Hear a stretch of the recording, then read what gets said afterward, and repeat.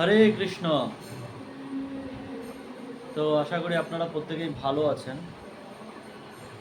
যাই হোক, আমরা ভগবদ গীতা সম্পর্কেই আজ থেকে আলোচনা শুরু করব। আর আমাদের এই আলোচনা আর এই যে পাঠ্যক্রম আজ থেকে শুরু হচ্ছে, সেটা ধারাবাহিকভাবে চলতে থাকবে। তো আমরা শুরু করার আগে মঙ্গলাচরণ দিয়ে শুরু করব।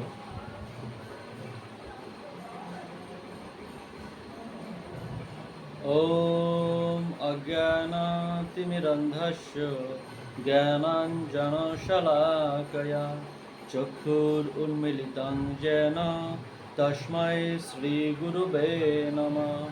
श्रीचैतन्यमनोभीष्टं स्थापितं येन भूतले स्वयं रूप कदा मह्यं ददाति शापदान्तिकम्। वन्देऽहं श्रीगुरो श्रीयुतपदकमलं श्रीगुरून् वैष्णवांश्च च श्रीरूपं साग्रजातं सहगणरघुनाथान्वितं तं सजीवं साद्वैतं सावधूतं परिजनसहितं कृष्णचैतन्यदेवं श्रीराधा कृष्णपादान् सहगणललिता श्रीविशाखान्वितांश्च। नमोऽयं विष्णुपादाय कृष्णप्रेष्ठाय भूतले श्रीमते भक्तिवेदान्त स्वामिन् इति नामिने। नमस्ते सरस्वते देवे गौरवाणी प्रचारिणे निर्विशेष शून्यवादी पाश्चात्यदेशतारिणे। पंचतत्वात्मकं कृष्ण भक्तरूपस्वरूपकं भक्तावतारं भक्ताख्यं नमामि भक्तशक्तिकम्। नित्यानन्द नमस्तुभ्यं प्रेमानन्दप्रदायिने कलौ कल्मषनाशाय जह्नवापतये नमः। नमो महावदन्नाय कृष्ण प्रेमप्रदायते कृष्णाय कृष्णचैतन्य नामिने गौरतिशे नमः। हे कृष्ण करुणा सिन्धु दीनबन्धु जगत्पते गोपेश गोपिकान्त राधाकान्त नमोऽस्तुते। तप्त काञ्चन गौराङ्गी राधे वृन्दावनेश्वरी वृषभानुसुते देवी प्रणमामि हरिप्रिये। नीलाचल निवासाय नित्याय परमात्मने बलभद्र सुभद्राभ्यां जगन्नाथाय ते नमः। वृन्दावै तुलसीदेवै प्रियायै केशवस्य च विष्णुभक्ति प्रदे देवी सत्यवतै नमो नमः। वंशाकल्पतरुभ्यश्च कृपा सिन्धुभ्यो एव च पतितानां पावनेभ्यो वैष्णवेभ्यो नमो नमः। जय श्री कृष्ण चैतन्य प्रभु नित्यानंद श्री अद्वैत गदाधर श्रीवासादि गौर भक्त वृंद। हरे कृष्ण कृष्ण कृष्ण हरे हरे हरे राम राम राम हरे हरे। हरे कृष्ण। ओम नमो भगवते वासुदेवाय। ओम नमो भगवते वासुदेवाय। ओम नमो भगवते वासुदेवाय। नारायणं नमस्कृत्य नरं चैव नरोत्तमं देवीं सरस्वती व्यासं ततो जयमुदीरयेत्। नष्टप्रायेषु भद्रेषु नित्यं भगवत सेवया भगवती उत्तमा श्लोके भक्तिर्भवति नष्टिके। মুখং করতি বাচালং পঙ্গুং লঙ্ঘয়তে গিরিম যৎকৃপাতমহং বন্দে শ্রীগুরুং দীনতারিণীম। পরমানন্দ মাধবম শ্রী চৈতন্য ঈশ্বরম। হরিয়ম তৎসৎ, হরিয়ম তৎসৎ, হরিয়ম তৎসৎ। नमो यं विष्णुपादाय कृष्णपृष्ठाय भूतले श्रीमते जयप्रतापस्वामी इति नमः। नमो आचार्यपादाय निदाय भगवदाय गौरी पथकामदाय नमो जय श्री।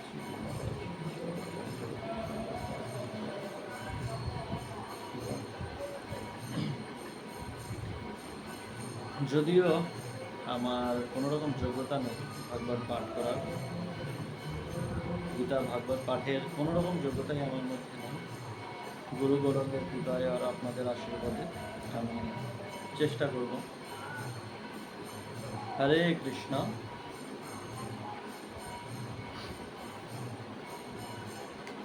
তো আজ আমরা আলোচনা করব ভগবদ গীতার সম্পর্কে। তো ভগবদ গীতা কি, আসলে কি ভগবদ গীতা, আর কেন আমরা ভগবদ গীতা পড়ব, আর ভগবদ গীতা থেকে আমরা কি জানতে পারবো, এই সমস্ত বিষয় সম্পর্কেই আজকে আলোচনা করা হবে। কেননা আমাদের প্রত্যেকের বাড়িতেই গীতা আছে, কিন্তু আমরা কেউ কখনো খুলে দেখি না যে তার মধ্যে আছেটা কি। আমরা কি করি, হ্যাঁ আমার বাড়িতে আছে, লাল কাপড় দিয়ে সেটাকে মুড়িয়ে নিলাম, নিয়ে ভগবানের সিংহাসনে রেখে দিলাম, বাস তার উপরে ওই একটু তুলসী দিলাম, ফুল দিলাম, বাস প্রণাম করলাম, হয়ে গেল।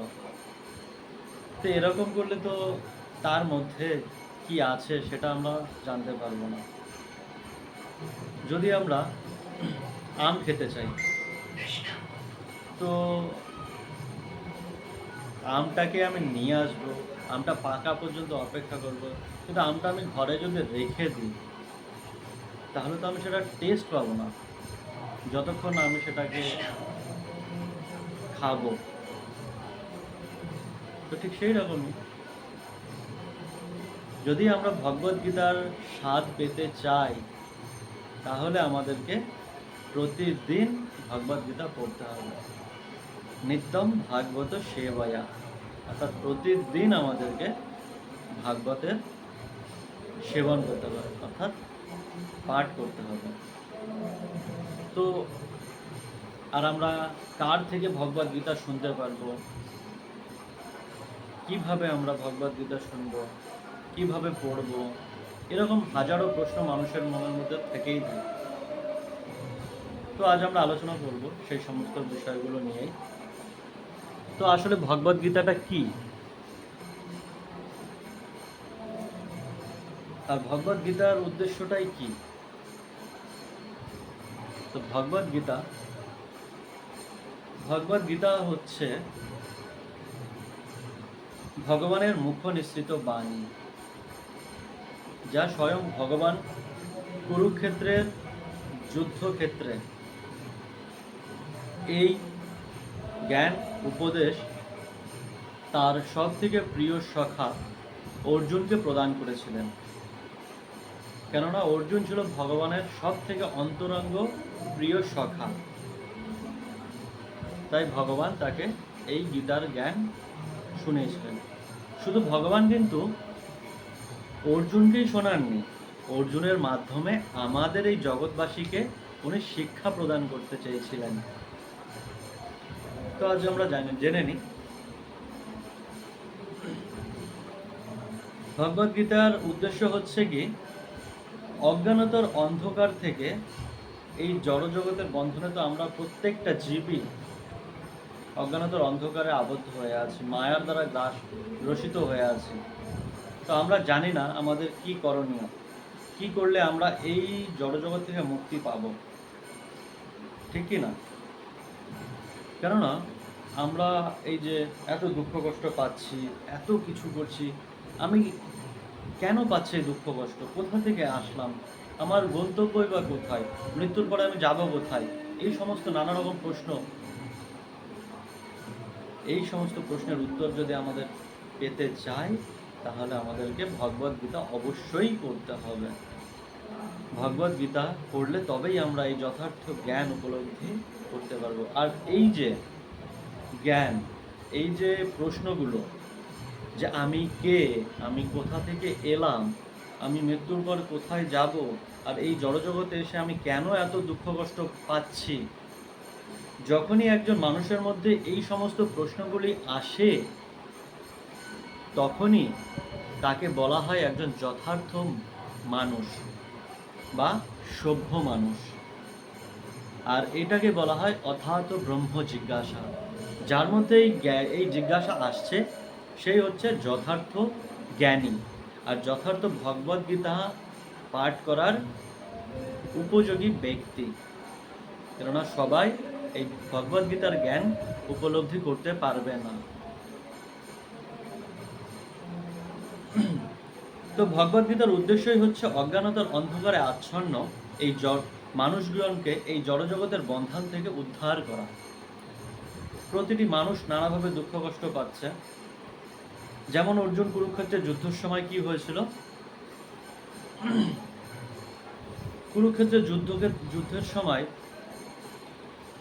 অর্জুন এক মহা সমস্যার মধ্যে পড়ে গেছিল।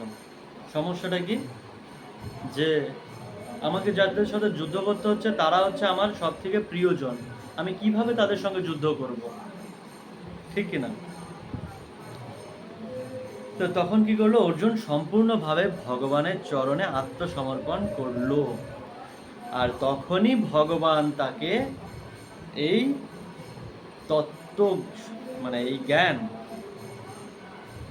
ভগবদ্গীতার যে তত্ত্ব জ্ঞান অর্জুনকে প্রদান করেছিলেন এবং অর্জুনের মোহমুক্ত করেছিলেন।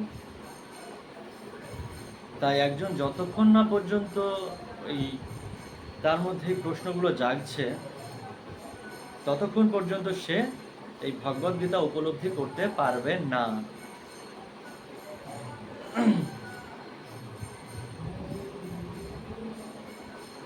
তাহলে বোঝা গেল তো ভগবদ্গীতা আসলে কি। ভগবদ্গীতা হচ্ছে অজ্ঞানতার অন্ধকার থেকে এই আমাদের মতো জড় বন্ধনে আবদ্ধ মানুষদেরকে উদ্ধারের একমাত্র তত্ত্ব সমন্বিত জ্ঞান।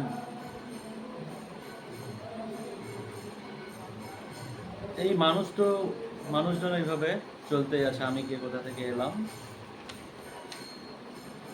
কোথায় যাব মৃত্যুর পরে, এই সমস্ত কিছু এখন মানুষ শুরু করে দিয়েছে। আর সেই প্রকৃত শিক্ষার্থী। আর ভগবদ্গীতা হচ্ছে কি ভগবানের মুখনিসৃত বাণী।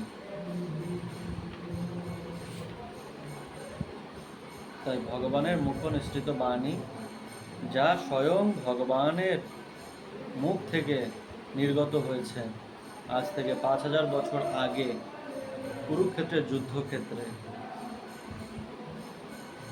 তাই ভগবদ্গীতাকে যদি আমাদের উপলব্ধি করতে হয়, তাহলে আমাদেরকে আন্তরিক ভক্তি সহকারে এটাকে গ্রহণ করতে হবে। যদি আমরা ভক্তির মাধ্যমে এটাকে গ্রহণ না করতে পারি, তাহলে কখনোই এর তত্ত্ব জ্ঞান আমরা উপলব্ধি করতে পারবো না বা আমাদের হৃদয়ঙ্গম হবে না। আর যিনি এই ভক্তির মাধ্যমে ভগবানকে জানতে পারেন, তিনি সঠিকভাবে ভগবদ্গীতা উপলব্ধি করতে পারবেন। কেউ যদি মনে করে যে শ্রীকৃষ্ণ তো একজন সাধারণ মানুষ, তাহলে বা মহাপুরুষ, তাহলে সে কখনোই এই ভগবদ্গীতা কোনোদিনও উপলব্ধি করতে পারবে না, এর মর্ম উপলব্ধি করতে পারবে না। তার কাছে শুধুমাত্র কি মনে হবে, যে এটা একটা গল্পের বই মাত্র। কিন্তু ভগবদ্গীতা কোনো গল্প নয়। যা ভগবদ্গীতাতে আছে তা অন্য শাস্ত্রেও আছে, আর যা অন্য শাস্ত্রে নাই তা ভগবদ্গীতাতেও আছে। তাই শ্রীকৃষ্ণকে আমাদের পরমেশ্বর, পরম পুরুষোত্তম ভগবান বলে যদি আমরা মনে করি, তাহলেই আমরা এই গীতার যথার্থ মর্ম উপলব্ধি করতে পারব। যেমন অর্জুন সম্পূর্ণ গীতা শোনার পরে তার মনে হয়েছিল এবং শ্রীকৃষ্ণকে উনি পরমেশ্বর ভগবান হিসাবে গ্রহণ করেছিলেন, যেই কারণে অর্জুন এই তত্ত্ব সম্পর্কে অবগত হয়েছিলেন এবং তার হৃদয়ঙ্গম করে তার মোহমুক্ত হতে পেরেছিলেন।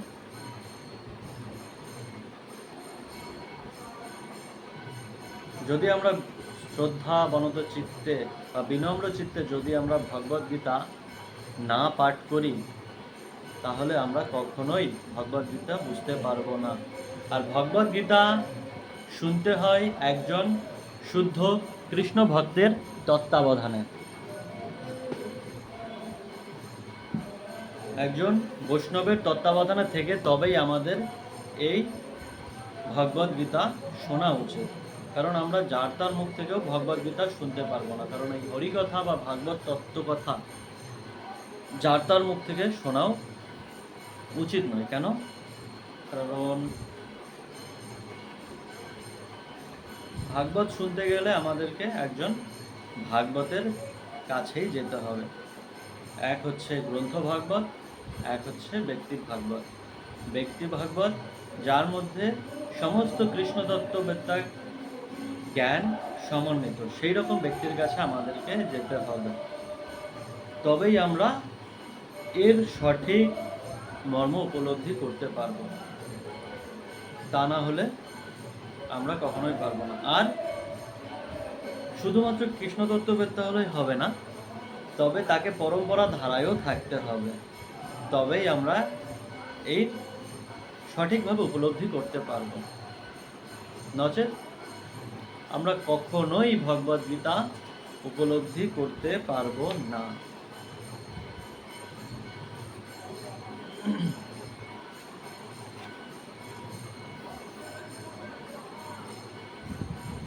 তাই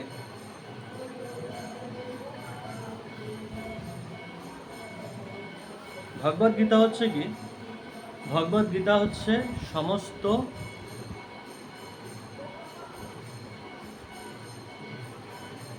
উপনিষদের সারথি সার।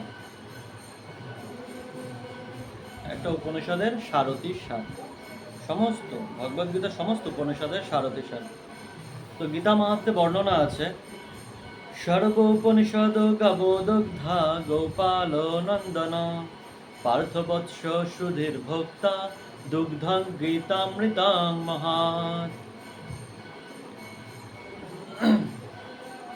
তো ভগবদ গীতা হচ্ছে গীতোপনিষদ বা ভগবদ গীতা সমস্ত উপনিষদের সারথি সার, এবং তা ঠিক একটি গাভীর মতো এবং রাখাল বালক রূপে প্রসিদ্ধ ভগবান শ্রীকৃষ্ণই এই গাভীকে দহন করেছেন। অর্জুন যেন গোবৎসের মতো এবং জ্ঞানী গুণী ও শুদ্ধ ভক্তেরাই ভগবদ গীতার সেই অমৃতময় দুগ্ধ পান করে থাকেন।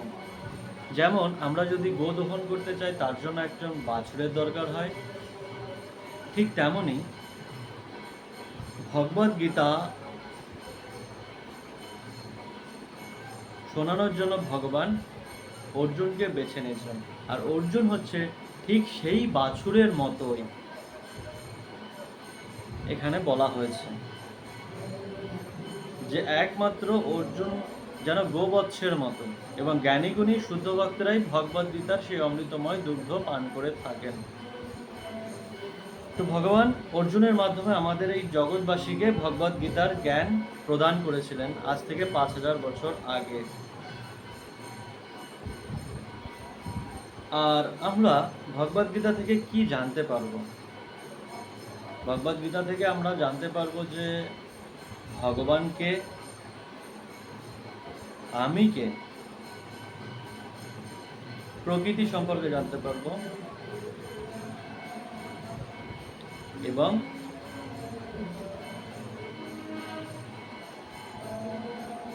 কাল সম্পর্কে জানতে পারবো, এবং কর্ম সম্পর্কে জানতে পারবো। তাহলে কি কি জানতে পারবো আমরা? আমরা মেন 5টা বিষয়বস্তু ভগবদ গীতা থেকে জানতে পারবো। সেটা হচ্ছে ঈশ্বর, জীব, প্রকৃতি, কাল ও কর্ম। সেটা আমরা গীতা মাহাত্ম্যতেও পাবো। তো গীতা মাহাত্ম্যতে বর্ণনা করা আছে যে ভগবদ গীতায় কেন আমরা ভগবদ গীতাকে কেন আমরা শাস্ত্র হিসাবে মানব, আর ভগবান শ্রীকৃষ্ণকে কেন আমরা ভগবান বলে মানব, আর কেনই বা আমরা তার সেবা করব, এটা গীতা মাহাত্ম্যে বর্ণনা আছে। তো সেটা, একং শাস্ত্রম দেবকী পুত্র গীতম, এক দেব দেবকী পুত্র এব, এক মন্ত্র তস্য নামানি জানি, কর্মাপ্যেকং তস্য দেবস্য সেবা। একং শাস্ত্রম দেবকী পুত্র গীতম, এক দেব দেবকী পুত্র এব, এক মন্ত্র তস্য নামানি জানি, কর্মাপ্যেকং তস্য দেবস্য সেবা। তো বর্তমান জগতে তো আমাদের অনেক শাস্ত্র, অনেক 18টা পুরাণ, তারপরে নানা রকম শাস্ত্রও আছে আমাদের। কিন্তু কলিযুগে মানুষ কি করছে, চাইছে যে একটাই শাস্ত্র হোক আর একজনই দেবতা হোক। কেননা আমাদের হিন্দুদের মধ্যে তো অনেক ভগবান, কেউ বলবে শিব ভগবান, কেউ কালী ভগবান, দুর্গা ভগবান, গণেশ ভগবান, কার্তিক ভগবান, কিন্তু ভগবান কে আমরা সেটাই জানি না। তো ভগবদ গীতা পড়লে আমরা সেটা জানতে পারবো। আর এইখানেই বলছে একম শাস্ত্রম দেবকী পুত্র গীতম, যে একটাই শাস্ত্র হোক, সেটা কি দেবকী পুত্র গীতম, যেটা দেবকী পুত্রকে ভগবান শ্রীকৃষ্ণ। তো ভগবান শ্রীকৃষ্ণ যা গেয়েছিলেন কোথায়, কুরুক্ষেত্রের যুদ্ধক্ষেত্রে, তো সেটা কি ভগবদ গীতা, যা একটি ধর্মের এবং একটি বৃত্তির মূল শাস্ত্র। তাই একম শাস্ত্রম দেবকী পুত্র গীতম, সারা পৃথিবীর মানুষের জন্য একক শাস্ত্র হোক কি ভগবদ গীতা। এক দেব দেবকী পুত্র এব, একটাই দেব হোক, সমগ্র বিশ্ব চরাচরের একক ভগবান হোক, বা একটাই দেব হোক, সেটাকে দেবকী পুত্র এব, দেবকীর পুত্র, সেকে ভগবান শ্রীকৃষ্ণ। এক মন্ত্র তস্য নামানি জানি, একটাই মন্ত্র হোক, একটাই প্রার্থনা হোক, আর একটাই স্রোত হোক, তার নাম কীর্তন। হরে কৃষ্ণ কৃষ্ণ কৃষ্ণ হরে হরে, হরে রাম রাম রাম হরে হরে। আর কি, আর হচ্ছে একটাই কর্ম হোক, কর্মাপেক্ষং তস্য দেবস্য সেবা, কর্মাপেক্ষং তস্য দেবস্য সেবা, অর্থাৎ কর্ম অপি একং, সমস্ত মানুষের বৃত্তি হোক পরম পুরুষোত্তম ভগবান শ্রীকৃষ্ণের সেবা করা। তাহলে আমাদের একটাই শাস্ত্র কি ভগবদ গীতা, আর কি আমাদের ভগবান একটাই ভগবান, সে কে ভগবান শ্রীকৃষ্ণ। আর কি, আর একটাই মন্ত্র আর একটাই প্রার্থনা হোক, সেটা কি হরে কৃষ্ণ মহামন্ত্র, হরে কৃষ্ণ কৃষ্ণ কৃষ্ণ হরে হরে, হরে রাম রাম রাম হরে হরে। আর কি, আর একটাই কর্ম হোক, সেটা কি, সেটা হচ্ছে সেই পূর্ণ পুরুষোত্তম ভগবান শ্রীকৃষ্ণের সেবা করা। বোঝা গেল?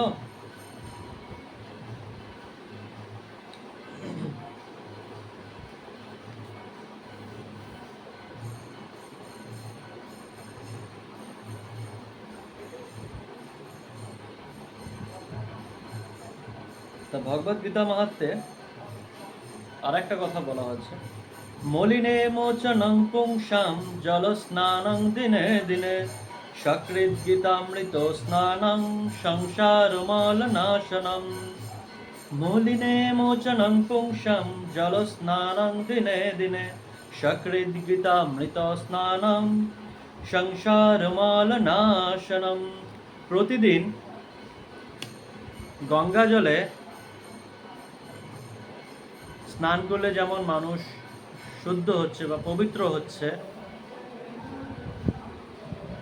তো কেউ যদি এই জড় জীবন থেকে মুক্তি লাভ করতে চায়, এই জড় জীবনের মলিনতা থেকে মুক্ত হতে চায়, তাহলে একবার যদি এই গীতার, ভগবদ গীতার গঙ্গা জলে কেউ যদি গাত্রোত্থান করে, তাহলে তার সমস্ত জড়জগতের মলিনতা একেবারে বিনষ্ট হয়ে যাবে, একেবারে বিনষ্ট হয়ে যাবে তার।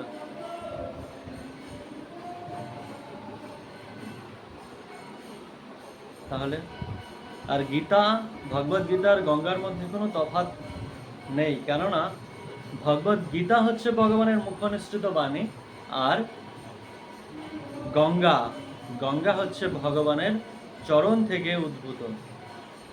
তাই ভগবানের পাদপদ্ম এবং মুখ কোনোটাই অভিন্ন নয়।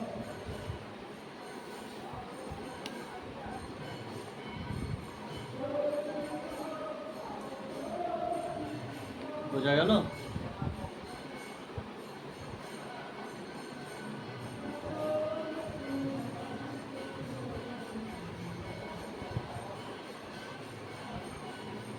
তাই বলছে যে গীতা ভগবানের যে মুখনিসৃত, তা আমরা কিভাবে বুঝবো? যে গীতা সুগীতা কর্তব্যা কিমন্নৈ শাস্ত্র বিস্তরৈ যা স্বয়ং পদ্মনাভাস্য মুখ পদ্মাৎ বিনিসৃতা। গীতা সুগীতা কর্তব্যা কিমন্নৈ শাস্ত্র বিস্তরৈ যা স্বয়ং পদ্মনাভাস্য মুখ পদ্মাৎ বিনিসৃতা। যেহেতু ভগবদ্গীতার বাণী হচ্ছে স্বয়ং পরম পুরুষোত্তম ভগবানের মুখনিসৃত বাণী, তাই এই গ্রন্থ পাঠ করলে আর কোনো বৈদিক সাহিত্য পড়ার দরকার নেই। গভীর নিষ্ঠা ও আন্তরিকতার সাথে নিয়মিতভাবে ভগবদ্গীতার শ্রবণ ও কীর্তন করলে আমাদের অন্তর্নিহিত ভগবত ভক্তি স্বাভাবিকভাবেই বিকাশ হয়, বিকাশ ঘটবেই। বর্তমান জগতে মানুষেরা নানা কাজে এতই ব্যস্ত থাকে যে তাদের পক্ষে বৈদিক সাহিত্য পাঠ করা সম্ভব নয়। সমস্ত বৈদিক সাহিত্য পড়ার প্রয়োজনও নেই। শুধুমাত্র এই একটি গ্রন্থ, ভগবদ গীতা পাঠ করলেই সমস্ত মানুষ বৈদিক জ্ঞানের সারমর্ম উপলব্ধি করতে পারবে। কারণ ভগবদ গীতা হচ্ছে কি বেদের সারথি সার। এই গীতা স্বয়ং ভগবানের মুখ্য নিঃসৃত উপদেশ বাণী। তাই কেউ যদি প্রতিদিন গঙ্গা জল পান করতে থাকে, তার মুক্তি অনিবার্য। আর যিনি ভগবদ গীতার পূর্ণ পীয়ূষ পান করেছেন, তার কথা আর বলার কিছু নেই, সে আর অচিরেই মুক্তি ঘটবে। ভগবদ গীতা হচ্ছে মহাভারতের অমৃত রস, যা আদি বিষ্ণু ভগবান শ্রীকৃষ্ণ নিজেই বলে গেছেন। ভগবদ গীতা পরম পুরুষোত্তম ভগবানের মুখ নিঃসৃত, আর গঙ্গা ভগবানের চরণ থেকে উদ্ভূত বলে উল্লেখ করা হয়েছে। তাই ভগবানের মুখ ও পায়ের মধ্যে কোনো রকম তফাৎ নেই। তবে আমাদের এটি বুঝতে অসুবিধা হয় না যে ভগবদ গীতার গুরুত্ব গঙ্গার চেয়েও বেশি।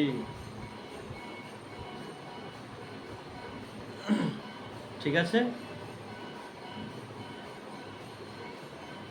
এই হচ্ছে ভগবদ গীতা সম্পর্কে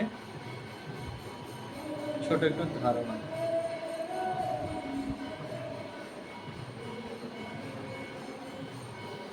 তো ভগবদ গীতা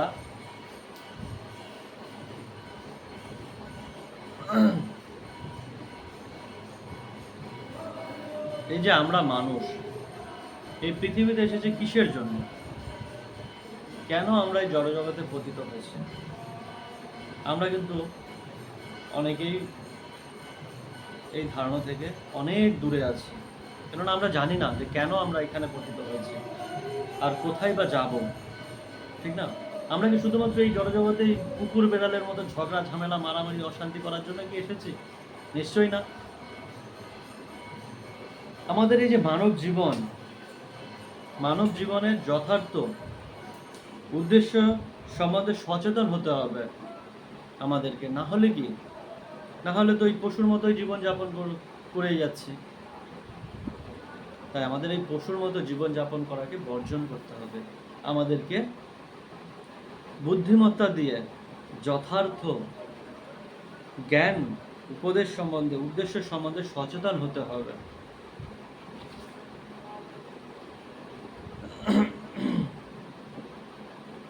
বৈদিক সাহিত্য হচ্ছে কি মানুষদের জন্য, পশুদের জন্য নয়। পশুরা পড়তে পারে না, কিন্তু আমরা মানুষ, আমরা পড়তে পারি। আমরা জানি, আমাদের বুদ্ধি আছে। আমাদের ভগবান যে বুদ্ধি দিয়েছে সেটা হচ্ছে পশুদের চেয়েও অনেক উন্নততর। কিন্তু আমরা কি করি? আমরা সেই পশুর মতোই জীবনযাপন করতে থাকি। আমরা কখনোই প্রকৃতির নিয়মে চলতে চাই না। কোনো পশু যখন অন্য পশুকে হত্যা করে তাতে কিন্তু তার কোনো পাপ হয় না। কিন্তু মানুষ যদি তার বিকৃত কাম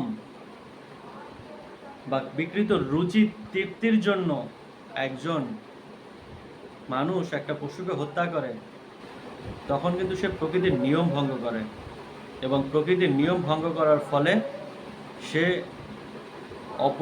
অপরাধী হয়। ভগবদ্গীতাতে এই সমস্ত বিশদভাবে বর্ণনা করা হয়েছে যে প্রকৃতির বিভিন্ন গুণ আছে, এবং 3 রকমের বিভিন্ন গুণ এবং 3 রকমের কর্ম সাধিত হয় বিভিন্ন গুণের দ্বারা।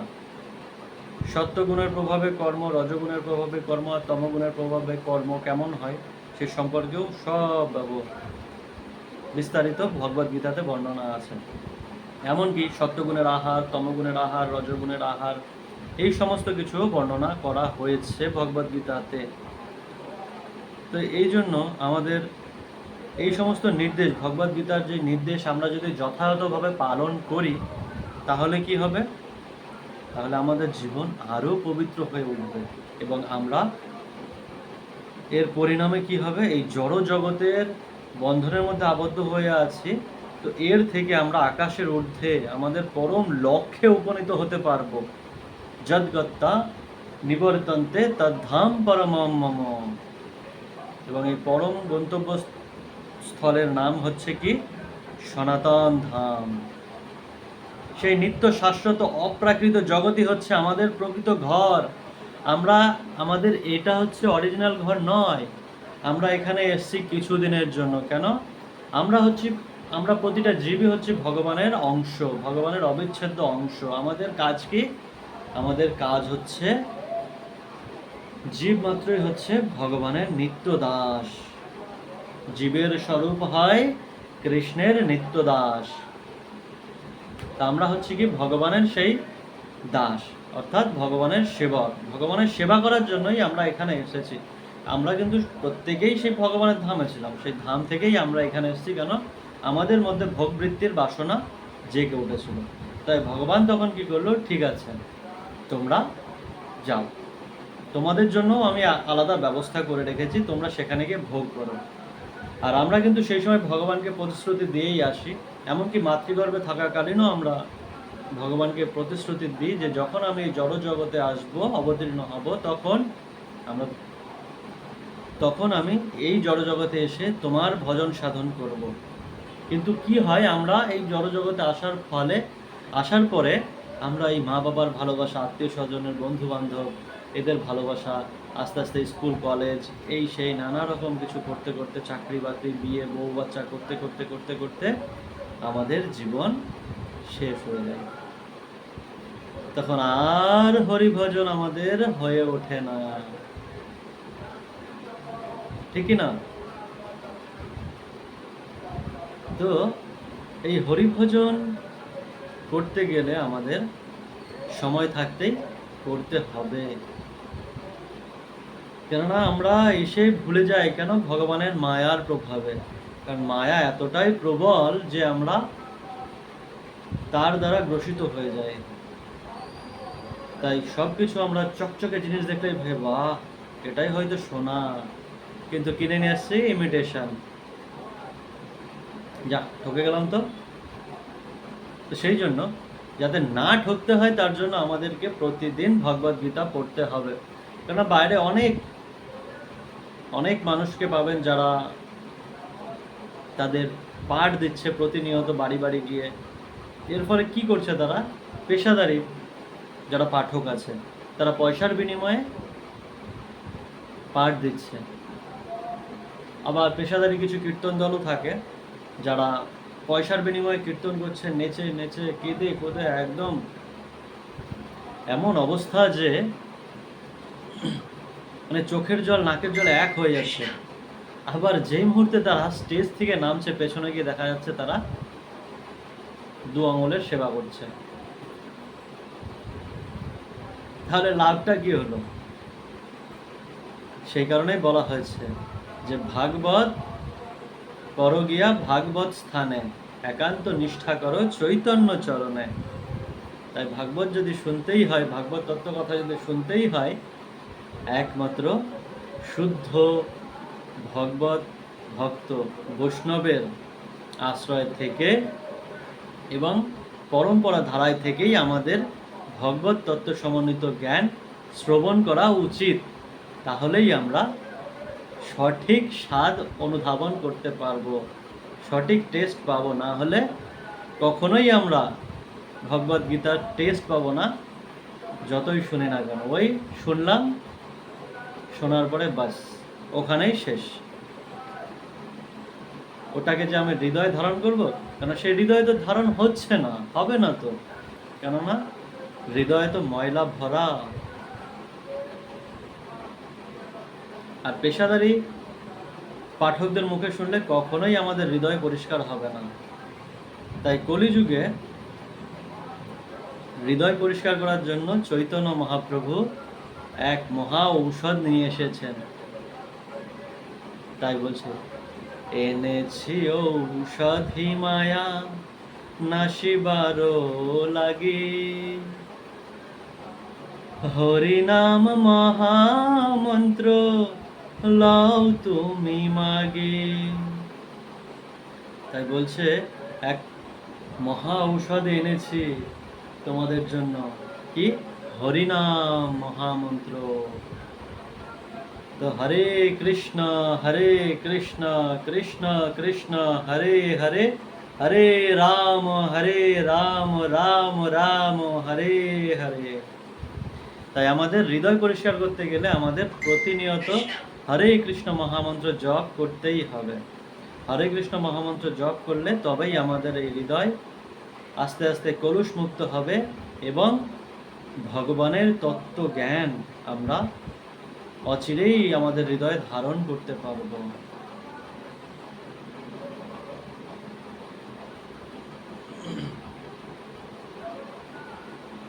যাই হোক, আজ আমি এখানেই রাখছি। আবার আগামীকাল ঠিক এই সময়ে আপনাদের সঙ্গে আবার দেখা হবে। হরে কৃষ্ণ।